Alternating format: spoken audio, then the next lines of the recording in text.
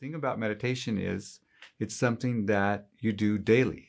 I mean, it could be done once in a while, but the real benefit and effects of it happen when you practice daily. And even twice a day is even better.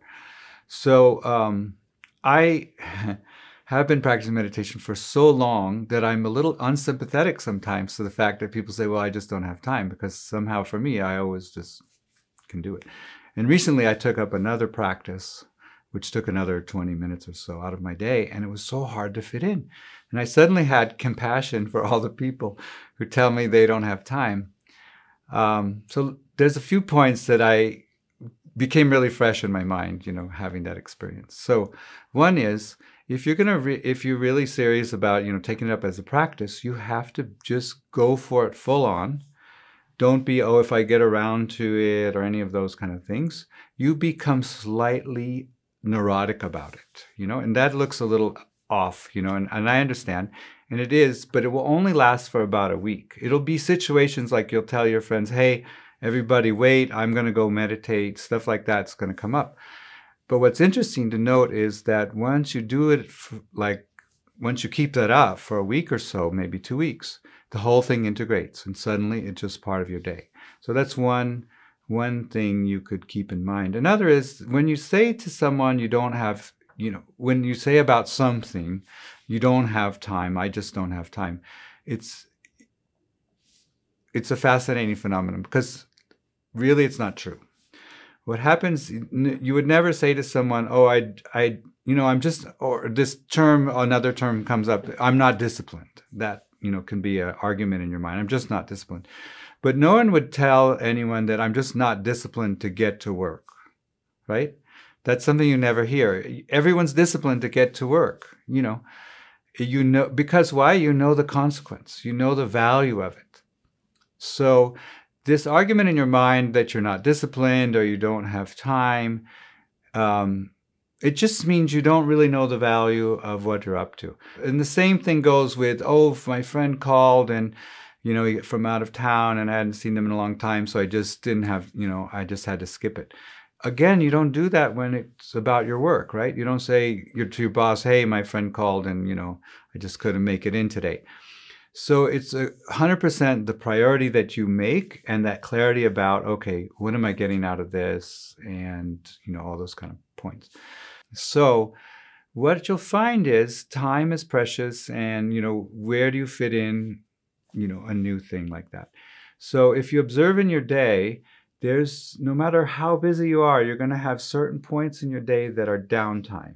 For instance, you get home from work, and before you really get anything started, maybe you flip through mail or magazine. It's nothing important, but a good 10, 15 minutes can go by and you're doing something like that. If you can identify those times and then slip in the meditation, even if it's 5 more minutes or 10 more minutes, it won't look like you've lost much time.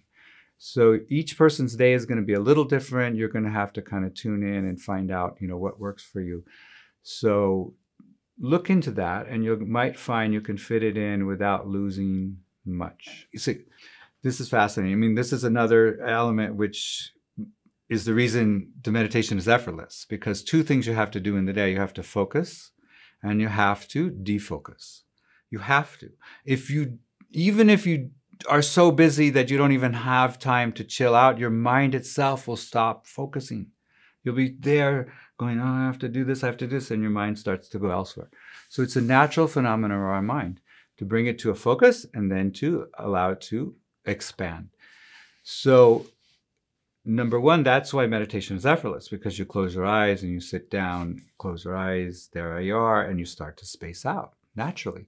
You don't know, was I thinking about that or was I thinking about that? Maybe thoughts were flowing, but that space element, that expansion, that is the meditation, and it happens naturally.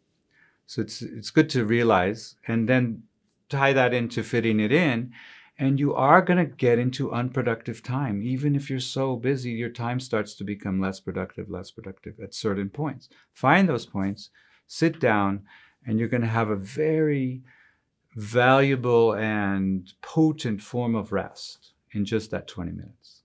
Now this can come up for you. You go on meditating and you know the value, you know the benefit, but it's kind of like a grind. Like, oh my God, I'm going to sit down. It's not that exciting. It becomes a bit like a chore, something I just have to do this. I said I'm going to commit to it. Some of what happens when people learn meditation is it gets promoted as a big deal. And I get it. You have to make it a big deal to take the time and learn and do all that stuff. But in truth, it's a very ordinary activity. It's something that's just regular. Taking a shower is a chore, but yet you don't not take the shower. You say, this is just hygiene. This makes, this is fresh. So when you start to get away from, some big thing is supposed to happen, I'm supposed to get the blue light and some other thing, and you realize I can just sit down and meditate and I'm getting the benefit, whether I have an experience or not. This thing is affecting in a very positive way. And I've been meditating over 40 years. And imagine something you're doing daily. You're just doing it. And yet I can see the benefits each time, which is a fascinating combination of the two, because normally you just get used to something if you do it over and over and over. But you can see in your own body the level of deep rest that happens and all that. So I think if you're getting that feeling like this is a chore, this is a bit of a burden, you're putting too much weight on the experience that happens in the meditation. So move away from that and just realize, this is just part of my day. It's like waking up, taking a shower. It's keeping things fresh.